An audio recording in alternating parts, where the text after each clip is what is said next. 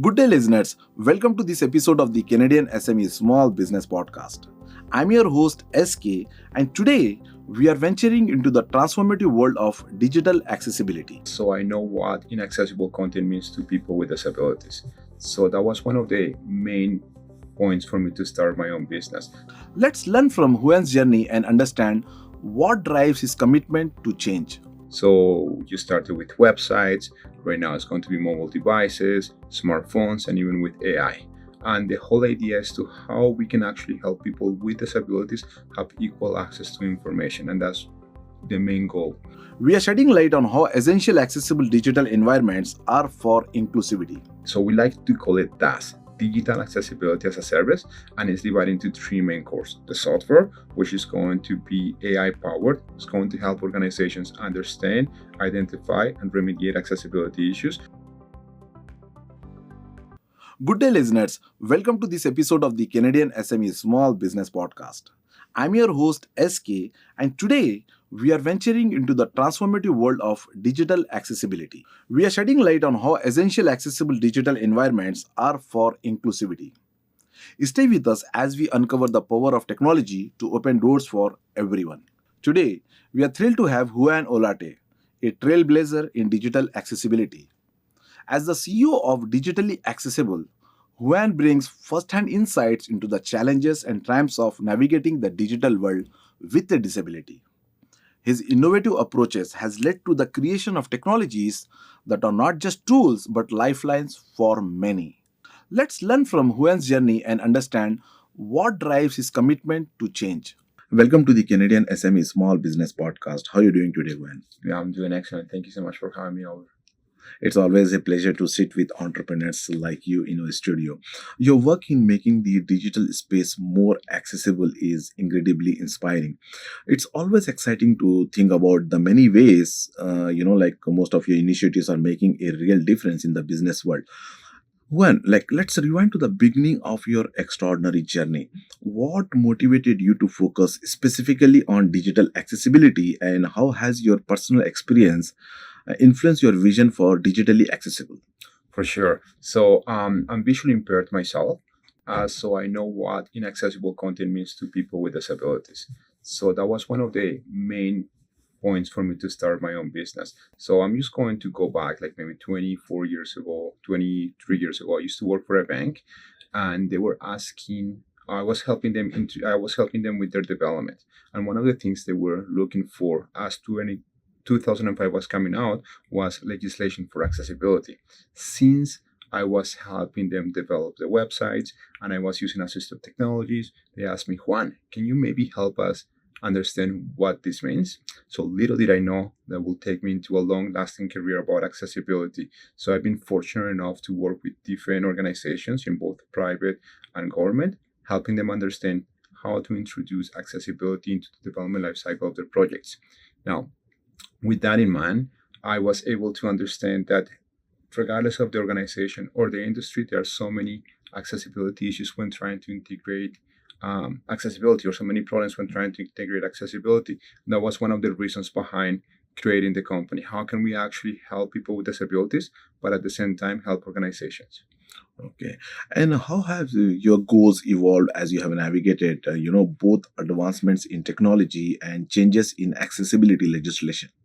That's an important question. So in terms of changes to accessibility legislation, it's not really been much, except by whether it's going to be here in Ontario and in Canada, as well as in the States. The only difference is that a lot of companies are taking a closer look in terms of what accessibility means. In terms of technology, that actually changes a lot. So you started with websites, right now it's going to be mobile devices, smartphones, and even with AI. And the whole idea is to how we can actually help people with disabilities have equal access to information. And that's the main goal that is driving my company. And it seems you are very passionate about this one, right? For sure. I mean, it's a personal mission for me. Yeah. Having a disability, as I said, I know firsthand where inaccessible content means to people with disabilities. And I think there has to be a better way for us to help people with disabilities integrate to society. Yeah, you are doing such a great job, I Juan. appreciate that. Thank you so No much. worries. And your story is a powerful testament to how personal challenges can lead to impactful business solutions. Thank you so much for sharing your story with our audience today. Thank you so Now much. let's moving forward. Let's discuss about the support and funding available in the market. Navigating the business landscape often requires solid backing and resources. Can you discuss the type of support and funding that has propelled digitally accessible forward, and what role have organizations like Invest Mississauga played in your growth? Well, for sure, Investment Saga has helped us a lot through the idea Mississauga. And what we have been able to do with them is really access to networks. Last week, I was just in a conference in Montreal. They helped me prepare to do a pitch. So, in terms of networking opportunities, they have helped us so much. Again, being able to introduce us to the correct people. In terms of us being able to fund the organization, so we were very lucky that we had like some money from BDC. BDC really believed or believes in us. A bank for entrepreneurs, right? That's correct, exactly. So BDC, and the wonderful thing about BDC is that not only they have supported us with our journey in terms of a loan, but also they believe in what we do, and they've also turned into our clients again. So for them it's really important about diversity and accessibility and how they can actually make things more accessible. We've also received money from IRAP. Mhm. Has been wonderful for us in terms of being able to take our MVP into the next generation, and for the last year and a half we have been working in integrating accessibility with AI. Okay. So those are some of the things that we're working with, and again with the city of Mississauga. It's been wonderful the fact the support that they've provided us, like from all the people at idea in terms of being able to prepare for pitches or doing presentations. They've been always there for us. Right. And what advice would you give to other entrepreneurs who is seeking more support for the ventures? I think the most important thing is to really understand what you're doing and how you're planning to make it and produce revenue. Sometimes entrepreneurs get really stuck in the idea of, oh, I'm going to be raising money right now, but maybe right now is not the best time to raise money. So what are some of the things that you need to do to start making money right away? And then really try to network. And one of the things that I really like to tell people, be resilient. Hmm. Many times things are not going to go your way. Right, That's right, a that's a reality. It's a bumpy road, right? Exactly. Yeah, It's yeah, a bumpy road that you're going right. to have ups and downs, ups Yes. and downs. But again, if you looked at it and if you're resilient, you're going to make it over time. Yeah. So that key takeaway is to be resilient. Right? For sure. For Right, sure. right. Like, and again, like networking. So one of the things we do is you never know when a client is going to come to us. Right. So the whole idea is, hey, how can we actually network with other people? Don't think about it as, hey, I'm going to try to make a sales right now, but invest in creating long-lasting relationships, and over time you're going to be able to make sales like that. Yeah, I really like your line, Juan. As you said, networking. Don't Mhm. think about making the sale in the first meeting, or just start thinking about the sale. Create relationship, and that That's right. relationship can turn into business relationship later on. I agree with that. And one of the most important things is because they may not be ready for you, Right. but at one point they may be able to help you, or you may be able to help them as well. So it can go both ways. You never Right. know. Right, right. Thank you so much for sharing your thoughts on this one. In the first quarter of 2024, when Canadian startups raised around $3.5 billion, showing strong support for innovation. Given the substantial funding opportunities available, how have you navigated the landscape to secure investments and support for digitally accessible? So we're in a unique situation. So early on in the company, when the company was started, we knew we wanted to be a software company, but we didn't really know how that was going to happen. So again, from my background, I created a framework to introduce accessibility, but we didn't know if that could be translated into a product. So for about 3.5 years, we worked with different organizations, insurance, financial institutions, educational institutions, to see if we had a product market fit. While we were doing that, we were also able to make sales, let's say in a managed services portion of it, right? But right now, as we're jumping to the SaaS model, which has been used by our clients for the last 3.5 years, we're navigating those waters in terms of, hey, how can we actually try to raise money? The problem in there is that organizations or people who are investing, they want to see SaaS revenue.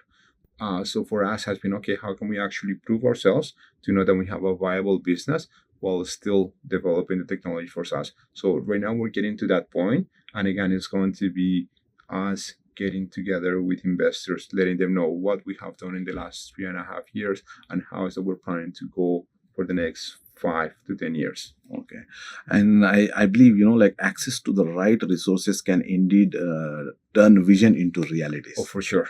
For Right, sure. right. So it's all about who can help you or use again networking. So like the City of Mississauga, PDC, we have partnerships with other organizations that are also helping us. So again, it's having access to those people that may not be right now, but maybe 3, 4, or 6 months in the future are going to pay off. Yeah. Let's pause here and reflect on what Juan shared about the support systems that have bolstered his journey, such as Invest Mississauga and the Idea Mississauga programs. For every entrepreneur listening today, it's essential to recognize the value of local resources and support networks available to you. How might you better leverage this in your own ventures? Sometimes the support we need is closer than we think, ready to help propel us forward.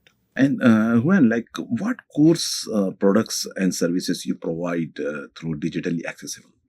Correct. So we like to call it DAS, Digital Accessibility as a Service, and it's divided into 3 main cores. The software, which is going to be AI powered, it's going to help organizations understand, identify, and remediate accessibility issues. We also have managed services delivered through the application itself, so we can go and do the heavy lifting for an organization in terms of digital accessibility, and then they can keep going through their the application, managing their own projects. And then we also have subscriptions. So a lot of PDF remediations, everything through the application or managed services, they can also subscribe to it. Okay. And like moving forward, like let's discuss about the experiences working with local programs. Local initiatives can provide significant leverage for businesses like yours. Mhm. Could you share more about your experience with Idea Mississauga and Step Up programs, like how they have helped shape your business strategies? Again, so it's been able to have access to specific resources that you wouldn't have otherwise. Whether it's going to be marketing, sales, how to present to an organization in terms of looking for funding. For Idea Mississauga, for us, we also have a space in their location, so we'll also be able to meet clients and potential investors in there. And we have done all of that in the last three months. So that support, we will not have been able to do it ourselves Right. without their support. Like it's difficult as a startup, right? Like financial wise and time wise, it's difficult for startups, right? For sure, Right. for sure. So us being able to have a space to pretty much call home Right. when it comes to the Idea Mississauga and being able to meet clients in there, but also have access to the different resources. They also have wonderful workshops where they are help entrepreneurs with marketing, how to sell to government. I encourage everybody to really understand or try to find out when those events are happening, and it's free information. Right. And when, like, how other entrepreneurs or startups can take advantage of such opportunities? For sure I will start by going to some of the informational sessions, applying for it, and really understanding what they need to do in their business and see how the local community can actually help them. Okay, I think it's clear that local support networks are invaluable for nurturing business growth and innovation. Like now, let's discuss about the future aspirations. Like looking ahead, the future holds endless possibilities for innovation. What are your aspirations for digitally accessible in the coming years? Especially concerning your impact on accessibility in North America. That's very good. So right now, a lot of the things we're doing is going towards AI and accessibility. I believe AI to be the force of enabling people with disabilities to have equal access to information. Unfortunately, people with disabilities have been marginalized, whether it's going to be because of their disability or lack to opportunities. I believe AI is actually going to make them or help them get to the next level.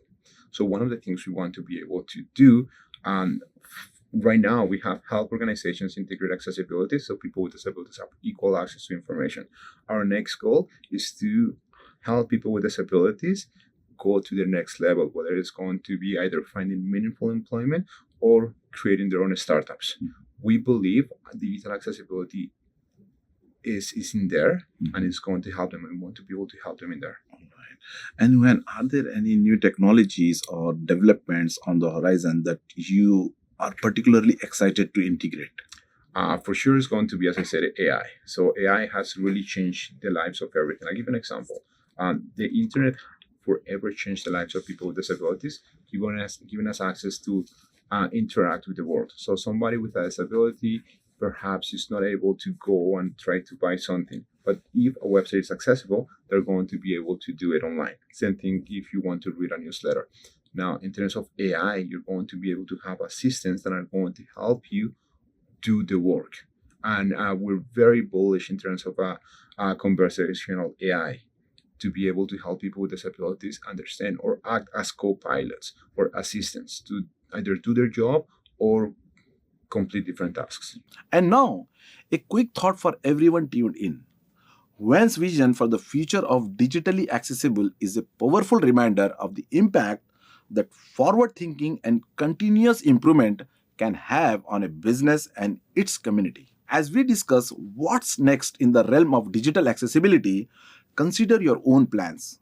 What big ideas do you hope to bring to life? And what steps can you take today to set those plans in motion? What is your suggestions to other businesses in making their products and services more accessible? For sure, trying to integrate people with disabilities. Try to understand what are some of the things they need to do depending on the different products they have, whether it's going to be websites, documents like PDFs or mobile devices. They should really try to understand what are some of the things they need to do to include people with disabilities. They start with the standards, try to integrate people with disabilities within their development life cycles, or just getting feedback.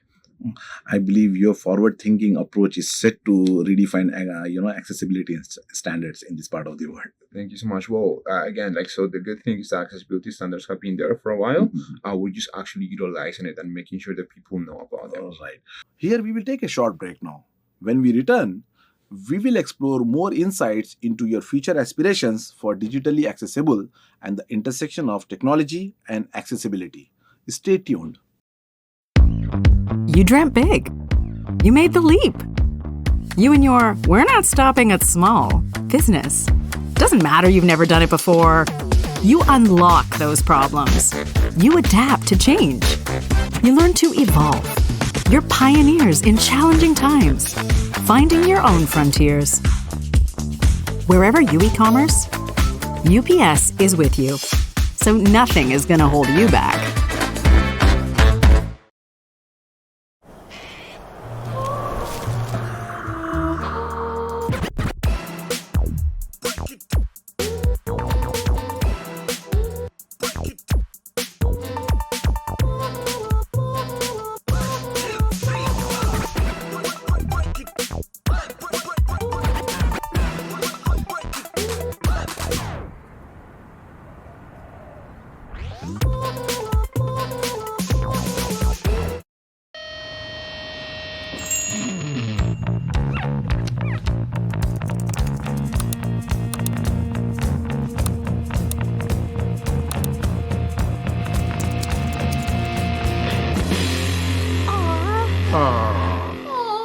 Nope. Constant Contact delivers the marketing tools your small business needs to keep up, excel, and grow. Constant Contact, helping the small stand tall. Welcome back, everyone. Let's continue our conversation with Juan as we explore his aspirations for digitally accessible and how technology reshapes accessibility. When as we explore the intersection of technology and accessibility, it's fascinating to consider how advancements are continually reshaping this field. How does digitally accessible leverage emerging technologies to enhance accessibility features, and what new innovations are you excited about incorporating in the near future? So we partnered up with companies such as Microsoft, who are actually utilizing a lot of their products to make sure that we fuel our growth as well in terms of different technologies that are coming out. Again, coming back to AI and what it can actually do, just because it's going to be such dramatic shift in terms of the way of thinking or doing things. I'm very excited in terms of how we can actually help or create technology to help people with disabilities contribute to the digital world, whether it's going to be finding meaningful employment or perhaps creating their own businesses or even creating their own processes. I believe AI is going to be an enabler for all of those things. Now, it is important for people to educate themselves. Right. One of the things we do within our own product is take the work of simplifying AI. So we did take the time to properly train it, create different models. So it's going to be easier for people with disabilities to interact with it. Right. Can you provide an example of a recent technological breakthrough that significantly improved your platform's capabilities? Yeah, for sure. So over time, the whole idea of our platform was to improve productivity for our stakeholders. Whether you're a developer, tester, or a product owner, you always had to integrate accessibility, but didn't really know how to do it. So early on within our platform, we decided to create knowledge bases to do it. Now, so we were able to decrease the amount of time from, let's say, 5 hours to maybe 2 hours. But right now, utilizing AI in a conversational manner, we're able to go to 10 minutes. And the whole idea is, again, AI is not going to be doing everything for you, but it's going to be an assistant. So imagine you get to your interface, you say hi to Alan. Alan is our AI assistant. Hey, Alan, can you please tell me how many projects do I have currently open? Can you please do a scan? Once you're done with the scan, can you assign tickets to this person? Once that those tickets have been assigned, can you please do a retest? Again, so it's been able to provide that information to the AI, and the AI be able to create all of that for you. Yeah, as you rightly said, AI is an enabler, right? That's right. It's really inspiring to see how technology can be harnessed to build more inclusive digital environments. Before we continue, I want to connect with all of you listening today. Think about technology's role in our lives and how crucial it is for technology to be accessible to everyone. Juan discussed the innovative tools his team is developing, which reminded me of how we can all advocate for and support the integration of accessibility features in digital products we use or we create.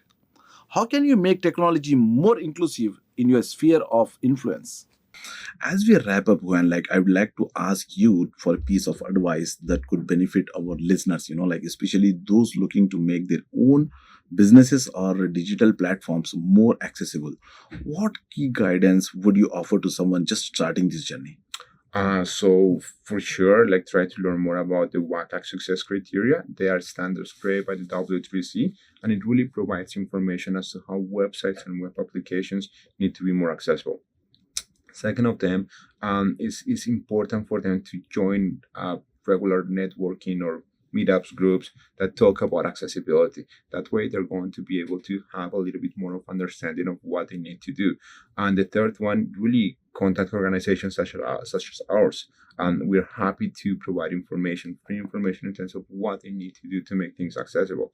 And the last one, but not least, is really engage with people with disabilities. At the end of the day, they're going to be the ones who are going to be accessing the information. And if it doesn't work for them, it's just not going to work. And then one more thing is just really, this is going to be super important. There are things such as overlays. And overlays in a website, they mimic or they try to make websites more accessible. Oftentimes they're very cheap to use, but I can tell you they are not accessible. They actually create obstacles to people with disabilities. And a lot of organizations are getting sued as a result of using them. So just try to stay away from them. Really understand what you need to do to make your content accessible, and don't try to look for a silver bullet. Right. And how can business owners who would like to learn more about your services? How can they get connected with you? So for sure, they can come to our website, which is digitallyaccessible.io. Digitally is with an A11Y, or they can look for me on LinkedIn. Juan, thank you so much for the valuable advice and for sharing your wealth of knowledge and experiences with us today. It was a great pleasure hosting you. Thank you so much for having me. I really appreciate it. A very big thank you to our exclusive partners. Our exclusive banking partner RBC, our exclusive shipping partner UPS, our exclusive accounting software partner Zero, our exclusive email partner Constant Contact, and our exclusive hospitality partner IHG for their invaluable support.